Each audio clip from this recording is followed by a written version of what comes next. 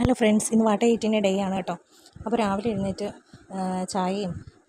പറഞ്ഞ ചായയും ഇഡ്ഡലിയും ആയിരുന്നു കേട്ടോ. പല്ലൊക്കെ തേച്ചൊക്കെ വന്നിട്ട് ചായയും ഇഡ്ഡലിയൊക്കെ കഴിച്ചു.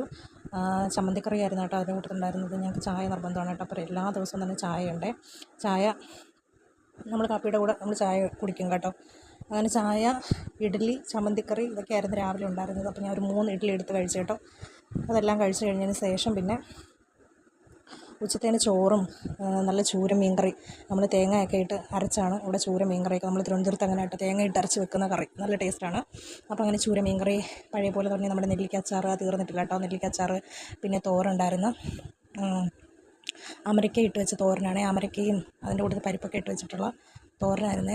എനിക്ക് ഈ ചൂര മീനും അതിന് മുള്ളൊക്കെ ഇല്ലേ, അതിന് കൂട്ടി കഴിക്കാൻ ഭയങ്കര ഇഷ്ടം. മുള്ളിൻ്റെയൊക്കെ കഷ്ണം, അല്ലാതെ ഈ ദശയുള്ള ഭാഗം മാത്രമായിട്ട് കഴിക്കാൻ ഭയങ്കര മടിയാണ് കേട്ടോ. മുള്ളിൻ്റെ കൂടെ ഇരിക്കുവാണെങ്കിൽ സൂപ്പറല്ലേ കഴിക്കാൻ. അങ്ങനെ ഈ മുള്ളുള്ള കഷ്ണങ്ങളൊക്കെയാണ് ഞാൻ കൂടുതലായിട്ട് എടുക്കുന്നത് കേട്ടോ. അങ്ങനെ അതെല്ലാം കൂട്ടി നന്നായിട്ട് കഴിച്ചു. അങ്ങനെ കഴിച്ചെല്ലാം കഴിഞ്ഞതിന് ശേഷം പിന്നെ കുറേ പണിയുണ്ടായിരുന്നു കേട്ടോ അതിനിടയ്ക്ക്. പിന്നെ ഉച്ചയ്ക്കൊന്ന് കഴിച്ചെല്ലാം കഴിഞ്ഞിട്ട് ഞാൻ പിന്നെ തുണി അലക്കാനായിട്ട് ഇട്ടു. അതെല്ലാം കഴിഞ്ഞ് പിന്നെ കിയാര എഴുന്നേറ്റ് പിന്നെ അവൾക്ക് ചോറ് കൊടുത്തു. അപ്പോൾ അങ്ങനെയൊക്കെയുള്ള കുറേ പണികളൊക്കെ ഉണ്ടായിരുന്നു. പിന്നെ വൈകുന്നേരം ഇപ്പോൾ ചെടിക്ക് വെള്ളം ഒഴിക്കണം, അങ്ങനെയൊക്കെയുള്ള പണികളിലേക്കൊക്കെ പോയി.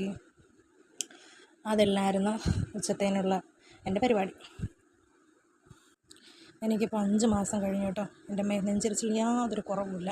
പക്ഷേ എരിവ് ഞാൻ കഴിക്കാതിരിക്കത്തുമില്ല. എനിക്ക് എരിവാണ് കേട്ടോ ഇപ്പോൾ ഏറ്റവും കൂടുതൽ ഇഷ്ടം. അത് കാരണം ഞാൻ നന്നായിട്ട് എരിവ് കഴിക്കുകയും ചെയ്യും. പക്ഷെ ഭയങ്കര നെഞ്ചരിച്ചിലുമാണ്. മധുരം കഴിക്കാനും വലിയ ഇഷ്ടമില്ല. എരിവിനോടാണ് ഭയങ്കര താല്പര്യം കേട്ടോ. ഭയങ്കര നെഞ്ചരിച്ചിലുണ്ട്. അപ്പോൾ ഈ പ്രഗ്നൻസിയിൽ നെഞ്ചരിച്ചിൽ സ്വാഭാവികമാണ് എല്ലാവർക്കും ഉണ്ട്. കിയാരയ്ക്ക് ഞാൻ പ്രഗ്നൻസി ആയിരുന്നത്, എനിക്ക് പ്രഗ്നൻ്റ് ആയിരുന്നപ്പോഴത്തേനും ഭയങ്കര നെഞ്ചരിച്ചിലും കാര്യം ഉണ്ടായിരുന്നു. അതേപോലെ തന്നെയാണ് ഇപ്പോഴും നെഞ്ചരിച്ചിൽ.